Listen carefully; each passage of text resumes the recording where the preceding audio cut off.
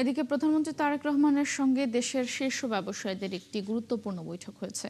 সকালে প্রধানমন্ত্রীর তেজগাঁও কার্যালয়ে এই বৈঠক হয়। এতে অর্থমন্ত্রী আমির খসরু মাহমুদ চৌধুরী, বাণিজ্য মন্ত্রী খন্দকার আব্দুল মুক্তাদির সহ দেশের শীর্ষ ব্যবসায়ীরা উপস্থিত ছিলেন।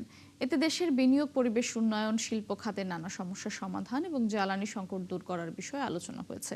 বৈঠক শেষে মেঘনা গ্রুপ অফ ইন্ডাস্ট্রিজের চেয়ারম্যান জানান, জ্বালানি রপ্তানি ইকোনমিক জোনগুলোতে কি অসুবিধা এবং এসব বিষয়ে দীর্ঘ আলোচনা হয়েছে। গত বৈঠকের 20টি এজেন্ডার মধ্যে 8 থেকে 9টির বিষয়ে এরই মধ্যে সরকার পদক্ষেপ নিয়েছে।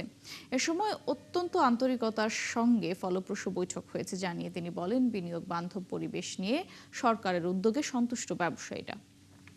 আলাপ অত্যন্ত ফলপ্রসূ হয়েছে।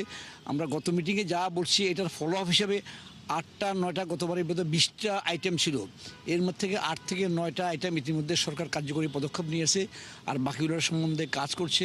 এখন এটার ফলো আপ সহ কী কী ত্বরান্বিত হইলো, কী হবে না, এই যে সমস্ত বিষয়গুলো নিয়ে সরকারের এখন খুব তড়িৎ কাজ করতে হবে, বিশেষ করে জ্বালানি, বিদ্যুৎ, তারপরে আসে আনুষঙ্গিক অন্যান্য সমস্যা।